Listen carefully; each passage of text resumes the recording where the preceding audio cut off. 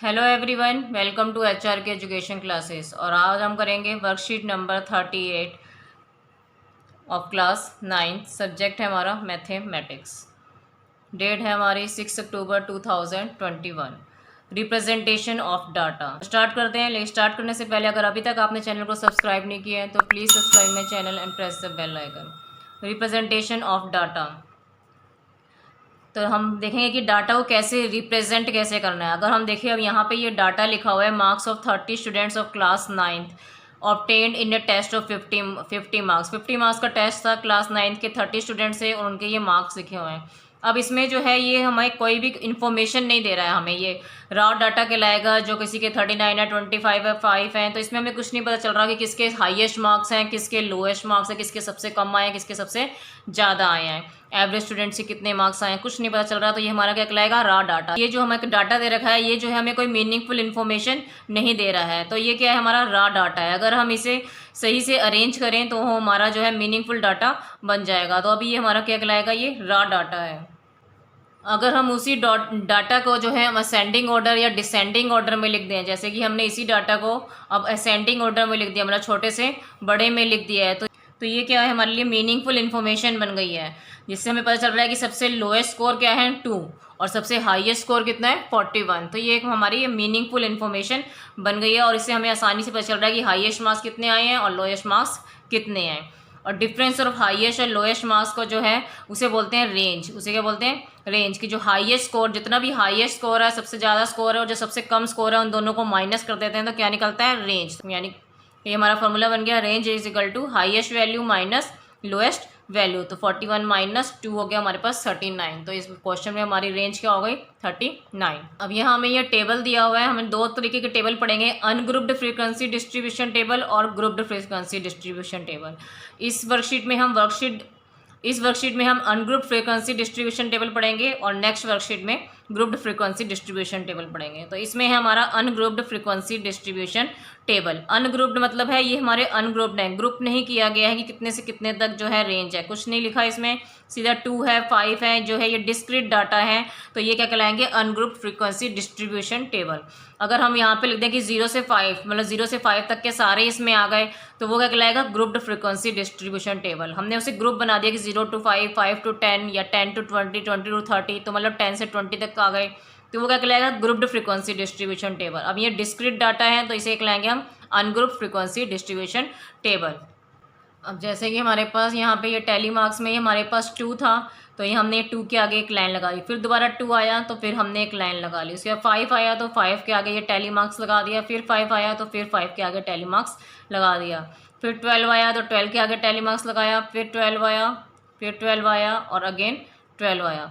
फिर हमारे पास आया 17, 17, 17, 3 टाइम्स है, 4 टाइम्स, 5 टाइम्स 19 है। जब 5 टाइम्स कोई भी आएगा, ये 4 हो गया, 1 2 3 4, और जब 5th टाइम आता है तो अब उसे हम क्रॉस कर देते हैं, 5th टाइम को क्रॉस कर देंगे। अगर उसके बाद 6 टाइम फिर आएगा तो दोबारा शुरू करेंगे यहाँ पे 1, तो ये 5th टाइम्स हो गया।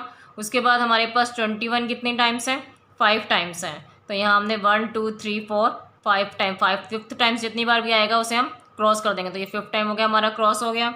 उसके बाद 25 हमारे पास आया 1 टाइम, 33 हमारे पास आया 3 टाइम्स, 39 आया 1 टाइम्स, 40 आया हमारे पास 1 टाइम, 41 आया हमारे पास 3 टाइम्स। तो क्लियर है सबको। तो यहाँ पे नंबर ऑफ स्टूडेंट्स जो है, फ्रीक्वेंसी हम यहाँ लिखेंगे, फ्रीक्वेंसी मतलब क्या है कि कितने स्टूडेंट हैं जिनके 2 मार्क्स आए हैं। तो यहाँ पे हो गए, ये हमारे पास टैली मार्क्स 2 आए थे, ये 2, ये 4, ये 3, यहाँ पे 4 लाइन्स थी, उसके बाद 5th लाइन पे हमने काट दिया था, तो वो भी काउंट हो गई, 4 और 1 5, ये काट दिया, तो ये कितनी हो गई, ये 5 1 3 1 1 3। अब इन सब का टोटल कर लेंगे 30, तो ये हमारा टोटल जो है उतना ही आएगा जितने हमारे स्टूडेंट थे। तो ये हमारे पास स्टूडेंट्स कितने थे, 30 स्टूडेंट्स थे, तो ये टोटल हमेशा उतना ही आएगा जितने हमें स्टूडेंट्स, जितना भी नंबर ऑफ हमें गिवन होगा। तो ये हमारा, इससे हमें पता चल जाएगा कि हमने कहीं का मिस्टेक तो नहीं की। अगर हमारा ये नंबर सेम नहीं आता तो हमें दोबारा चेक करेंगे कि कहाँ पर हमारी मिस्टेक है। तो हम ऐसे लिख देंगे, इसे marks, tally marks, number of student, frequency. इसका मतलब क्या है, इसको हम यहाँ लिखेंगे ब्रैकेट में, फ्रीक्वेंसी मतलब कितनी बार आया, मतलब ऐसे 2 स्टूडेंट्स हैं जिनके 2 मार्क्स आए हैं, ऐसे 2 स्टूडेंट हैं जिनके 5 मार्क्स आए हैं, ऐसे 4 स्टूडेंट्स हैं जिनके 12 मार्क्स आए हैं। Question number 1, the blood group of 30 students of class 8th are recorded as follow. ये ब्लड ग्रुप हमें गिवन है, ए बी और ए बी ब्लड ग्रुप है हमारा। Represent this data in the form of a frequency distribution table, और हमें frequency distribution table बनाना है which is the most common and which is the rarest blood group among these students. तो यहाँ हमें बताना है मोस्ट कॉमन ब्लड ग्रुप, मतलब हमें बताना है कि इन स्टूडेंट्स का जो हमें ब्लड ग्रुप दिया है, जो मोस्ट कॉमन ब्लड ग्रुप जो है स्टूडेंट्स का कौन सा है, जो सबसे ज़्यादा स्टूडेंट्स का ब्लड ग्रुप है वो कौन सा है, वो मोस्ट कॉमन हो जाएगा।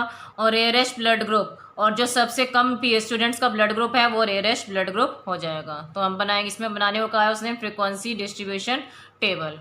तो ये बनाएंगे हम फ्रीक्वेंसी डिस्ट्रीब्यूशन टेबल। पहले लिखेंगे यहाँ ब्लड ग्रुप, टैली मार्क्स, और फिर लिखेंगे नंबर ऑफ स्टूडेंट्स, और इसी के लिख देंगे हम ये क्या है, फ्रीक्वेंसी है कि कितने स्टूडेंट्स के ब्लड ग्रुप ए है, कितने स्टूडेंट्स का ब्लड ग्रुप बी है। तो ब्लड ग्रुप हमारे पास कौन कौन से हैं, ए बी ओ और ए बी है।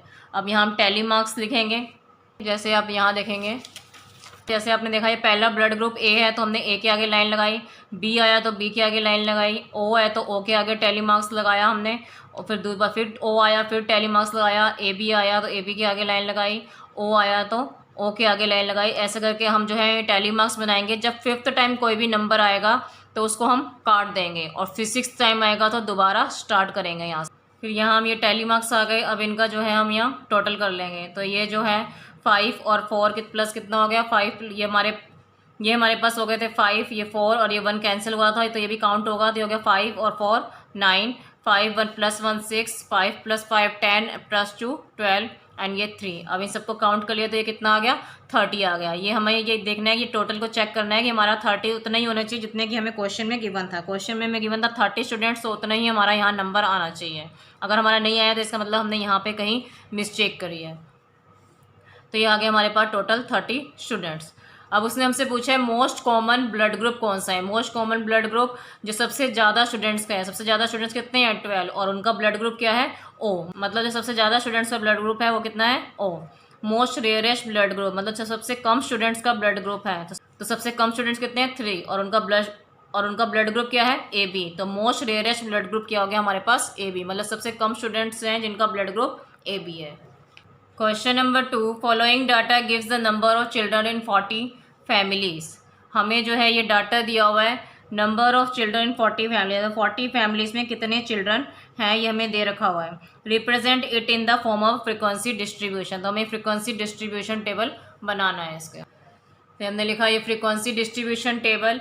यहाँ पे हमारे पास क्या आ गया नंबर ऑफ चिल्ड्रन, हमें नंबर ऑफ चिल्ड्रन दे रखे थे कि हर फैमिली में कितने कितने चिल्ड्रन हैं। तो यहाँ हमने लिख लिया number of children tally marks, और यहाँ आ जाएगा हमारे पास कितनी फैमिलीज़ हैं 40 फैमिलीज़ हैं। तो नंबर ऑफ फैमिलीज़ यहाँ लिखेंगे हम नंबर ऑफ फैमिलीज़, और ये क्या है हमारी फ्रीक्वेंसी।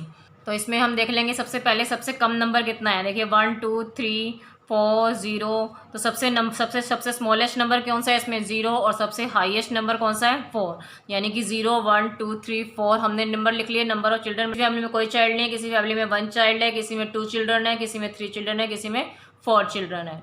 तो टैली मार्क्स बनाने के लिए जैसे ही हमारे, या तो आप इसको ऐसे कर सकते हैं कि पहले हम इसे असेंडिंग ऑर्डर में लिख लें और फिर टैली मार्क्स भी लगा सकते हैं, या फिर डायरेक्टली भी आप कर सकते हैं। पहले 1 आया तो 1 के आगे टैली मार्क्स लगाया, फिर 2 आया तो 2 के आगे टैली मार्क्स लगाया, फिर 2 आया फिर 2 के आगे, फिर 2 है फिर 2 के आगे, फिर 1 आया तो 1 के आगे। तो ऐसे आप टैली मार्क्स लगा सकते हैं।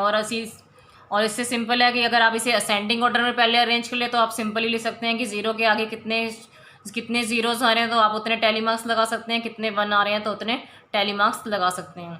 इसमें बस आपको यही ध्यान रखना है कि ये जो है 4 लाइन्स है और 5th लाइन पे हमने इसे कैंसिल करना है, और फिर दोबारा 6th लाइन होगी तो दोबारा 6 टाइम्स अगर वो दोबारा आया है तो फिर दोबारा स्टार्ट करना है यहाँ से हमें, और फिर हमारे पास अगर दोबारा 5 टाइम्स फिर हो जाता है तो फिर दोबारा कैंसिल करना है हमें इसे।